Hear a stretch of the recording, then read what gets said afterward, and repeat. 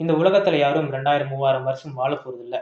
வாழக்கூடிய அந்த ஒவ்வொரு நொடியும் அடுத்தவங்களோட அன்போடும் பண்போடும் பழக வேண்டும். நாம் பேசக்கூடிய வார்த்தைகளில் ஒழுக்கம் இருக்க வேண்டும். நேரத்தை இழந்தால் மீண்டும் அதை மீண்டும் பெற்றுவிட முடியாது.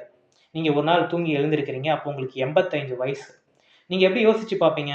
நம்ம இளமையா இருக்கும்போது அதை பண்ணியிருக்கலாமோ, இதை பண்ணியிருக்கலாமோ, நம்ம அப்பா அம்மாவோட நம்ம ஒழுங்கா பேசியிருக்கலாமோ அப்படின்னு உங்களுக்கு தோணும். என்னுடைய பர்சனல் லைஃப்லயும் வந்து அந்த மாதிரி இருந்திருக்கு. ஏன்னா என் தாத்தா இறக்கும் பொழுது எனக்கு அப்பதான் தெரியும் தாத்தாவோட இன்னும் நிறையா பேசியிருக்கணுமோ அப்படின்ற எனக்கு தோணும். ஸோ அதனால் நீங்களும் உங்கள் வாழ்க்கையில் இருக்கக்கூடிய இந்த நேரத்தில் அடுத்தவங்களோட அன்போடும் பண்போடும் பேச வேண்டும். நேரத்தை இழந்தால் மீண்டும் அதை பெற முடியாது. ஏன்னா நீங்க பணத்தை இழந்தாலும் மீண்டும் பெற்றுவிடலாம். ஆனா நேரத்தை ஒருபோதும் உங்களால் மீண்டும் பெற்றுவிட முடியாது.